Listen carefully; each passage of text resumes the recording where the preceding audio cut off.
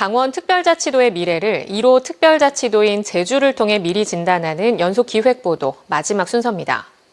특별자치도 출범 이후 제주는 외형적으로는 비약적으로 발전했습니다. 하지만 가장 중요한 제주 특별자치도민들의 풀뿌리 자치 참여도와 삶의 질은 오히려 퇴보했다는 평가가 잇따라 나오고 있습니다. 홍한표 기자가 보도합니다. 지난 2006년 제주특별자치도가 출범하면서 기존 4개 시군, 즉 기초자치단체는 폐지하고 제주와 서귀포시 2개의 행정시로 통합했습니다. 2명의 시장을 투표로 선출하는 것이 아닌 광역단체장이 직접 임명하는 구조입니다. 제왕적 도지사라는 비판이 이어졌고 지방자치의 핵심이라고 할 수 있는 풀뿌리 주민자치는 실종됐습니다.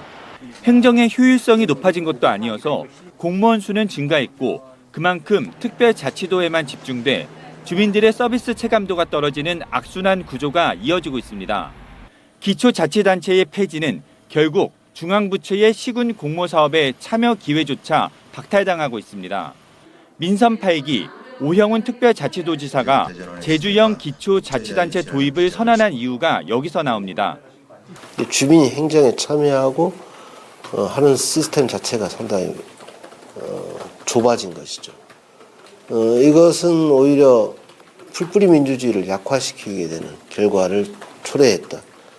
주민 의견 수렴 절차를 거치지 않거나 아예 공론과 배치되는 문제도 도지사의 권한으로 밀어붙이다 보니 영리병원의 조건부 허가, 제2공항 건설 등의 현안에 지역사회의 갈등만 깊어지고 있습니다. 도민이 공감하지 못한 특별자치도 우리가 16년 운영을 해보니까 긍정보다는 비판에 대한 시각이 더 높아지고 때로는 특별자치도를 폐지하자는 시민사회의 의견도 높은 적도 있었습니다.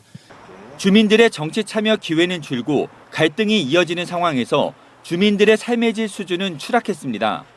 인구 증가와 관광객 유치에만 앞장설 뿐 도로나 하수 처리장 조성 등 주민들의 생활 환경 개선에는 상대적으로 소홀하다 보니 교통난이 심해지고 인구 10만 명당 교통사고 발생 건수는 전국 평균보다 50% 높은 압도적 1위라는 불명예를 얻고 있습니다.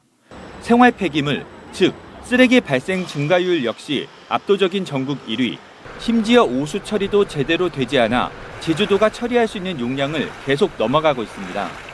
사실 환경의 훼손은 일부 불가피합니다. 불가피한데 그거를 적절하게 관리할 수 있는 체계적인 시스템이 먼저 대놓고 만약 했더라면 풀뿌리 민주주의 실종과 지역사회 갈등, 여기에 삶의 질 추락은 현재 제주와 제주특별법의 현실을 보여주는 상징적인 사례입니다.